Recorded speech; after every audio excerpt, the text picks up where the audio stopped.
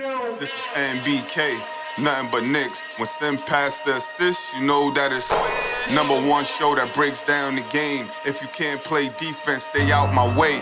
Dribble the ball, come down the lane. 5 seconds on the shot clock, who gon' win us the game? You wanna hear Nick updates and trade rumors? Post-game reviews, this the place to tune in. So tell a friend just to keep the ball moving. Like the page if you feeling the movement. Every game we coming to win. Give us a sub like a player that came off the bench. This is NBK, nothing but Knicks.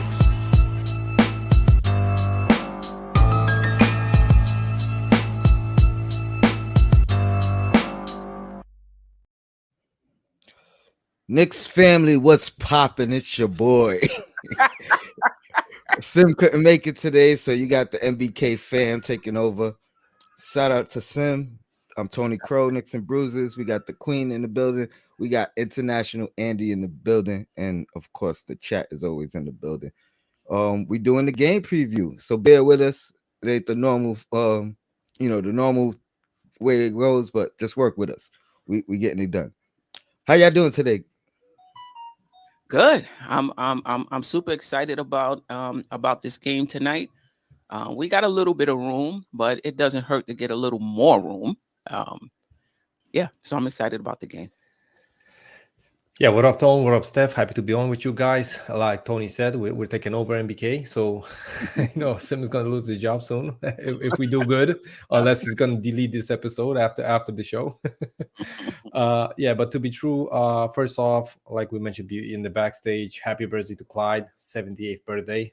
Let's get him a W. And like Steph said, we got a little room between us and the Heat, but for me, getting a W tonight probably means that we are wrapping up as the 5th seed, and I don't think the Heat would probably have to go like perfect till the end of the season to catch up with us, and we would have to like dramatically fall off in the last 5 games after this one.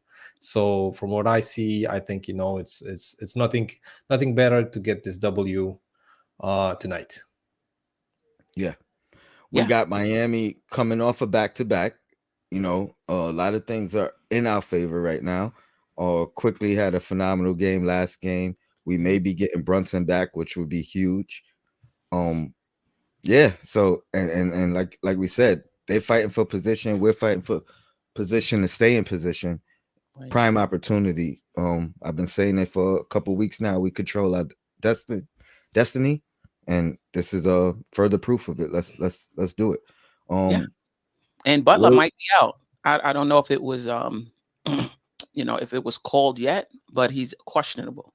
From last night, I think the strategy for them was sit him last night. He plays tonight.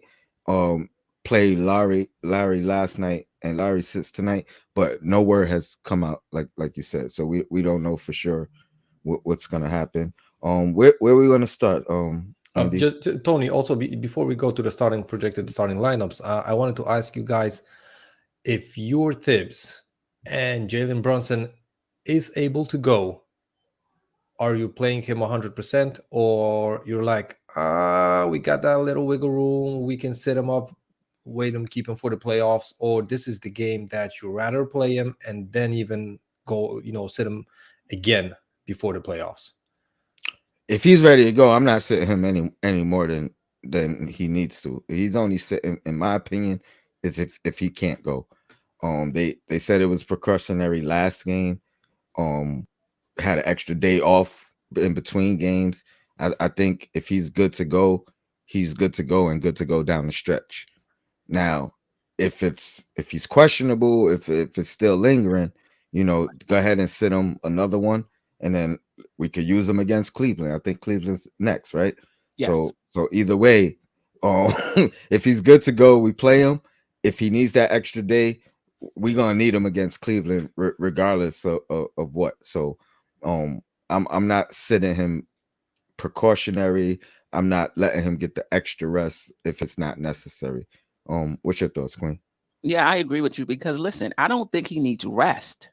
So I'm with you. This is just about the injury. if he's not ready to go, I mean, I think they take their lead from the medical staff. I don't think this is a coach's decision. I think the medical staff will let you know if he's ready to go. But in terms of rest, he's missed 8 of the last 11 games. Then we had that 3-day off stretch. Out of everybody on the team, Brunson should be well rested. So for me, this is just about the injury. Obviously, to Tony's point, if he's not ready to go, if the injury, he's not ready, he should sit, right? But if he's ready, he should play. We need that rhythm as well heading into the playoffs as well. Yeah, I was gonna say that exactly, Steph. That the rhythm not only for him, because there's no practice that's gonna get you the cardio that you're getting in games, and even as a player, I think you rather play in at least 2-3 games before you come back for so important games like the playoffs, right? Because you don't want to be huffing and puffing in the first quarter, asking for a sub for a minute or two, because that's going to throw out the whole rotation pattern and stuff like that. So Right. just like you guys said, if he's 100% good to go, he should be on the floor. And I think we have another 3-day stretch coming up where if it's about rest, he can rest in. Exactly. You know what I mean? Okay, so let's go to the starting lineups. Okay. Obviously, this is okay. We got Butler in there, Gabe Vincent, Tyler Hero, Kevin Love, Bam Adebayo. We're projecting Brunson is out, so quickly we get to start again. Grimes, Barrett, Randall, Robinson. What's the biggest matchup, I guess, you guys look at in this projected lineup if Brunson is not playing? Say that again. I'm sorry, I was a bit distracted. Sorry about that, Tom. Biggest matchup out of this projected starting lineup. I think the biggest matchup is going to be Randall Butler. I think Butler's going to spend some time on Randall if he plays, though he has a nagging neck injury from what I understand. And if that is the case, you want to keep him away from Randall. Yeah, bumping and bruising down low. Right. So if it's other than that matchup, it might be Barrett and Butler, in the sense that if it stays this way, Butler had 34 points from them for them the last game. If he's not 100%, maybe Grimes Hero, right? If he's just there at 85%, maybe he won't be as effective. And then I think it would be the Grimes Hero matchup. That's the one I like the most. You know what I mean? Hero's been I guess for the season up and down, but as of late he's been stepping it up, really loosey goosey out there on the floor. I think that's a nice defensive matchup for Grimes. And then Grimes, the last couple of games, has been on a tear as well. You know what I mean? Finally hitting them open threes. So I think I actually like that matchup on a like a underdog matchup. You know what I mean? Like a lot of people probably won't be looking at those two, but I do like the way those two can potentially match up against each other. And I give Grimes the advantage against Hero's defense. So yeah, that's a nice matchup. Barrett Butler is always fun to watch. If those two are matched up against each other, I always like to compare Barrett, at least offensively, to Butler. Whether he could reach the superstar status, I don't know for Barrett, but I think he has that toughness, that mentality that he may not be a superstar, but he believes in himself the same way a Jimmy Butler believes in himself, to kind of project to be better than a lot of people think. Randall, I think he should dominate no matter who's on him tonight. Whether obviously Kevin Love, I think that should be like a 40-point game for Randall. Butler maybe could slow him down a little bit. If they match up, they would jar against each other last game. So, that fire should still be there between Butler and Randall. Mitchell Robinson and Bam, that's going to be a tough one for Mitch. You know what I mean? Bam is a very versatile big, could play a little bit outside the paint, is mobile. Robinson obviously has the height advantage, so I'm not too worried about Bam down low. but his movement and off-ball movement and just how crafty he is from that center position, I think that could be a problem. And then obviously quickly Vincent, I'm going with quickly. Quickly's been on the tear.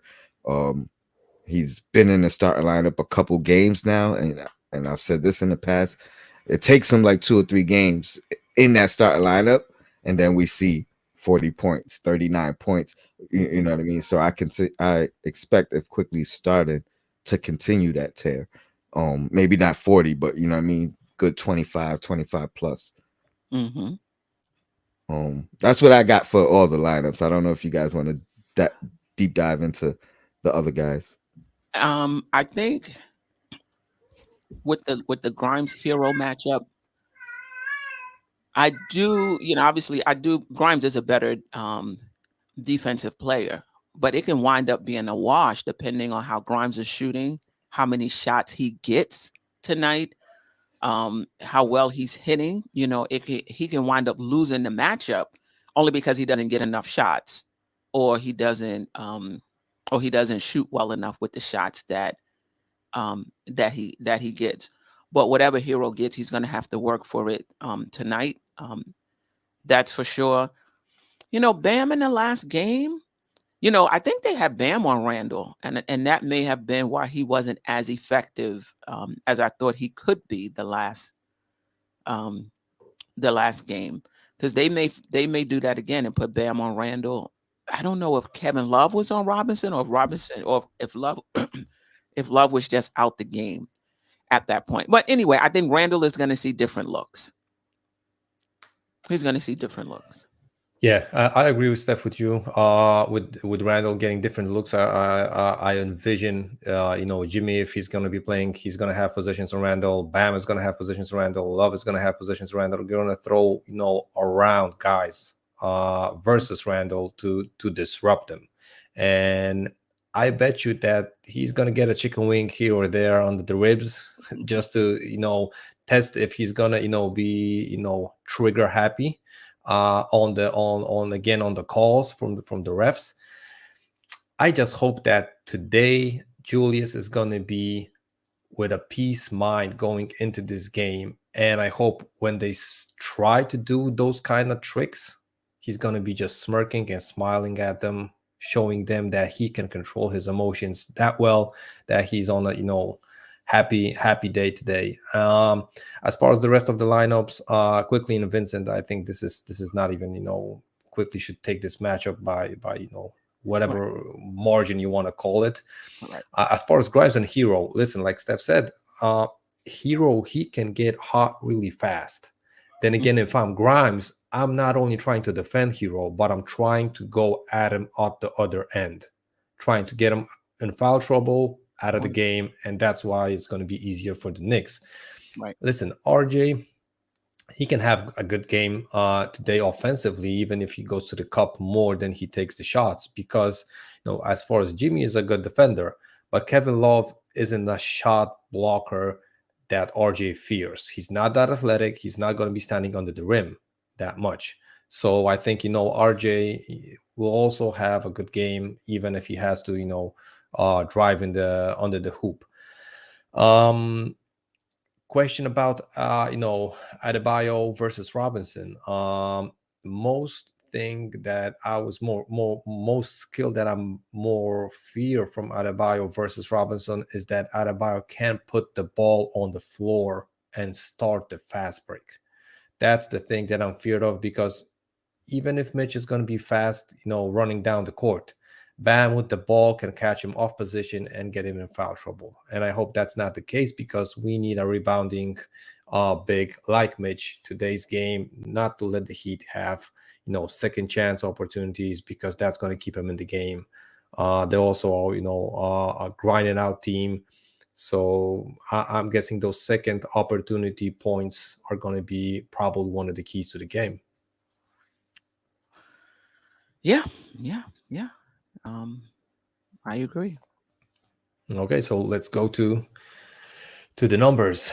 The Knicks have the record of 2-1 versus the Heat this season, averaging 116 points, 40 rebounds, 25.7 assists, 7.7 steals, 3 blocks. averaging 15.7 turnovers. And this is an alarming number as far as this matchup goes. We're shooting 52.4% from the field, 38.5% from the three-point range, and 75% from the free throw line. Compared to the Heat, with averaging 117 points, 33.7 rebounds, 25 assists, 8 steals, 2 blocks, 11 turnovers, compared to the Knicks 15.7. That's almost 4 possessions. So that can be, around 6-8 points, whatever they want to convert it to.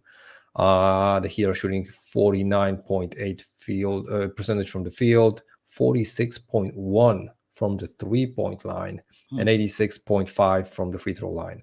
So those, 3-point field goal percentages way higher than the Knicks. 8% difference is a huge amount. Question is, are the Heat taking that many threes? That is going to hurt the Knicks. Right. And to be fair, other than their free throw percentage, they're one of the top free throw percentage shooting teams in the league. They just shoot better against the Knicks. They're not a good shooting team. They're not a good scoring team. but against the Knicks, they shoot well and they put up points. So where's the Knicks defense going to be tonight? Yeah, that's the question. Listen, we also have an advantage in the rebound department because we're averaging almost 6 rebounds, or over 60 rebounds more. So, and I'm surprised at the assist number, because we know that with this Tibbs offense, let's call it ISO heavy, the assists numbers shouldn't be versus other teams. We probably don't average above 25.7 assists. So this might be also the one of the teams that we got the high numbers on assists as far as the whole schedule goes. Yeah, for me, the key components, definitely rebounding. I think the rebounding one can offset the second chance points or their possessions, extra possessions, because of our turnovers. So that could balance things out in that aspect, especially if those rebounds that we're getting, let's say we got 7 more rebounds than them. If half of those are offensive, 3 of them are offensive, you know what I mean? That's 3 more possessions that we're getting back if we're giving up 4 more possessions with the turnovers. So if we could limit the turnovers, dominate the rebounding, that gives us more possessions. More possessions, I'm gonna go down to the 3-point percentage. If we're getting more threes up than them, maybe that offsets the percentage difference between them, because I don't think they shoot a lot of threes. And this year we've been shooting a lot of threes. Last year we were shooting a lot of threes. So the trend is we're going to continue to keep shooting a lot of threes. That's been the trend all year. Even though our 3-point percentage has been bad, we've been winning because we shoot more, we get more possessions, our turnovers have been low. So if we continue our trends of what we've been doing all year long, I think we could win this game, and things can balance out with the differences and out to these stats here. Yeah, but I think part of the difference, Tone, is because we haven't been playing good defense. If we were playing better defense, I don't know if they're shooting 46.1% if our perimeter defense was better, right? 50% from the field. I will say off of turnovers, at least the last game, if I'm not mistaken, the Knicks had more turnovers than Miami, but the Knicks got more points off of their turnovers than Miami got off of theirs. So it didn't really hurt the Knicks, as far as points off turnovers. But obviously, you don't want to turn the ball over. Yeah, and listen, from the turnovers that the Heat got on the Knicks, we got to remember that their guards and Butler and the rest of the guards they're getting those turnovers from our guards, which means that they can easily get in a fast, counter attack and get an easy bucket. But like Steph said, they didn't convert on those turnovers, so that means we weren't that bad. Just looking around from these numbers, this is a 3-game sample size, but look at the points difference. It's like barely 1 point. and Right. we got the lead, right? And we win 2-1, but we're averaging less points than the Heat. So that means Right. that those 2 games were really close, and that one game we lost was a couple of more points. That's where where this difference come. Right. We don't have the layout for the benches, right? My only fear from the bench, because I think our bench is going to be better even without quickly on it, right? Versus those guys. Most thing I fear about the Heat bench is the stretch big guys that they have. Max Strus, he can catch fire and can make a couple of threes. Um, that's the guy that I'm actually most maybe not panicking about, but I'm fearing him because we know that our wing guys, they can't defend. Neither Randall nor Obi, they can defend the 3-point line. So if they are trying to go that way and stretch the floor versus the Knicks with Love, with Strus, that might cause a problem for the Knicks. I hope they're not going to be hot and it's not going to be even a case. But I really fear that something like that might be happening in this game. I mean, there's an opportunity if that is the case. Well, there's an opportunity to go small. But when you go small, you're still going to have Randall at the 5. And in this particular case, what Tibbs has been doing lately is playing RJ at the 4. And it's not like RJ is, a great defender himself. But I thought Strauss was like a 3. He's a big. No, but he can play the 4, like you said. That's why, like Yeah. you said, Steph, Plays the 4. Okay. we can go small. I think that's in favor of the Heat because they love to play small. They can also set up a zone, and with playing Bam at the 5, he's not that tall, but Right. but he can be in that small lineup still as a 5. So I think that's more of a key that I would rather not try to go small. But if that's the case, sometimes it's just the situation of the game, right? And the night of the game, we can be more positive even going into their tactics. So Yeah. give me the tone. I just wanted to say if you guys want to highlight any comments, go ahead because I can't. Something's going on with my touch screen over here. Okay, so let me highlight J Boogie. Thanks for the $5. Shout out to the chat. Blessings, healthy happiness to all of you. Time for little brother to become big brother. Tonight is a regular season game 7. Well, I wouldn't go that far after little brother. We still. I wonder what was the year that the last time the Knicks won a season series versus the Heat, because I feel that was like several years back. I thought we did the when we were in the playoffs last year, 2 years ago, because I remember wanting that matchup, and people saying I was crazy, but that was part of the reason. I think we won the season series that year. But even still, we always play them tight. Whether we lose 3-1 in the season series, 2-2, 3-1 us, it's always like a very even matchup against that team. And I mean, honestly, you could even kind of date back to when LeBron was there. I think we were still neck and neck with them. You know what I mean? That year, 2013. I felt like we were built to beat the Heat in particular. Wow. We just didn't get to play them. We lost to Indiana. But yeah. Yeah, I mean, yeah, I don't want to play Miami. I mean, we don't. We won't, we won't. We're unless not sure in the second round. Unless if in the second round, right. And I get you, Tone. It's always tight games, but Spo be coming up.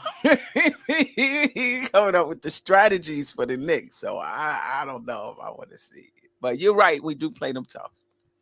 Yeah, and guys, just to say, I think Sim said it last show. If I'm correct, even if the Knicks go 2-2 versus the Heat, and we finish with the same exact record, this might be the case that the Heat are going to be over the Knicks because the next tiebreaker is the division leader, and they will be the their division leader compared to versus the Knicks. So we want to take this game not only for the 3-1 lead, to wrap up the season, but also to get that, not to let the Heat get to the exact record that the Knicks are going to have. So that's why this game is really important. Right. Yeah, somebody brought out that we swept the regular season. Don't matter how we played them. We swept Atlanta that season, and we did.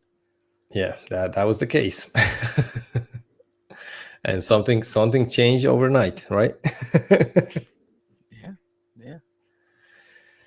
Any That was- any keys to the game, keys to the victory, I'll say, for you guys? we got to hit shots. I mean, it's real. I mean, it's I guess simple, but we got to play good defense. And we have to hit shots. If Brunson is not playing,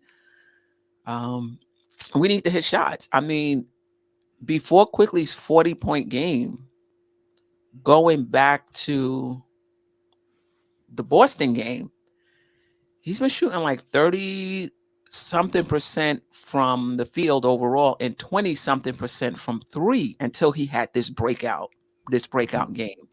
So let's hope he has another one, because he hasn't been shooting well. So we don't want a reversion. We want him for him to revert, to continue playing well. We need Randall, Jimmy Butler, all that was going on between them. Still need Randall to play well. The keys to the game to me is the perimeter defense. Miami should not be shooting over 40%. 50%, close to 50%. They should not. They should not be scoring 120 points. They're not that type of team. So our defense got to be on point. That's the keys to the game to me, defense. Yeah. If I can add something, Tony, I'm just going to say that I'm happy that Steph pointed out Quickly's one-time game and the around 30% efficiency from his shooting. I'm crossing my fingers that he has a good game today. Don't get me wrong. Of course, I want the Knicks to have the best opportunity to get W. I'd add to what Steph said, rebounding. Rebounding, no matter if you're shooting good or bad, that's one of the most important stats that you want to have on your side as far as these close games come. And I think this is going to be a really close game. I don't envision one team blowing out another. So let's let's get on the boards and not allow second chance points. That get out, get second chance points on our side. Yeah, and I'm right with you, Andy. I feel like if we're shooting the ball well, I feel like we could dominate them. If we're shooting the ball well, if we're shooting at our normal season statistics, I'm going back to what I said earlier: rebounding and protecting the ball, turnovers. If our turnovers are low and we're offensive rebounding and getting more possessions than them, I think everything else will offset itself, whether we're shooting at a high percentage or not. So obviously I agree defense. I'm agree with rebounding. I'm gonna put the emphasis on offensive rebounding, and then turnovers. Let's not have 15. Let's keep it to 11, 12, where we were averaging throughout the season, at least early in the season. I don't know how high we got for total now. So, but if we could keep it to 11, 12 max, and preferably under those numbers, turnovers wise, I think we could secure a victory. Yeah. I mean, no doubt about it. I hope Brunson is ready to play though. Yeah, that would be nice to start the game with that. It's not going to be the Willis Reed, coming out of the tunnel type of situation, but I would feel way more comfortable seeing him in the starting lineup than in street clothes. That will calm me off, a little bit just before watching the game. So, Right. So I would It's be still happy going to with be a that. tough game. Even with him, Yeah. I still think it's going to be, tough. He didn't play the last time we played them, right? I think he played. I think he did? played though. Yeah, I think he had a couple of turnovers. Jimmy was knocking off those balls that I was thinking like, Brunson, really, you gonna do a turnover like that? But then again, listen, Jimmy reads the offense really well, so he can envision those couple deflections and stuff a game. So that's a hard guy to play versus. So what to guys, to wrap it up? What's gonna be the result of today's game? Knicks win big. You said 5, Queen? You said 5? 5. I'm doubling up. I'm saying 10. Knicks win 10, about 10. Yeah, I'm gonna go under 10. Of course, the Knicks win. So under 10. Steph, you're doing a show today or tomorrow after the game? Tomorrow morning. I'll do the morning recap on Dope Soul Sports Talk around 9:15. Yeah. AM 9:15 a.m. tomorrow morning. Cool. Tony, your next show? We're gonna figure out how we're gonna get this post game together. MBK fan post game. Shout out to Sim. He's on the road taking care of business. So expect to see us tonight. A few of us tonight. I know Andy will be knocked out by that time, and we working on the losers lounge too. We'll see how that goes. Yeah, I was gonna say, you ain't announcing the losers lounge after the post game show. I mean, we'll make something work. Just look out. We work something work. We're working out the logistics, getting the team together, forming like Voltron. We'll see what we could put together. But Cool. Definitely a post game tonight. You know what I mean? So look out for that. Like I said, shout out to Sim. Queen, thank you. You made it. You know what I mean? I know you got things you gotta do. Andy, appreciate you as well. Your blackest time. That's it for me. Peace. Let's hit the music. This is NBK, nothing but Knicks. When Sim passed the assist, you know that it's #1 show that breaks down the game. If you can't play defense, stay out my way. Dribble the ball, come down the lane. 5 seconds on the shot clock, who gon' win us the game? You wanna hear Nick updates and trade rumors? Post-game reviews, this the place to tune in. So tell a friend.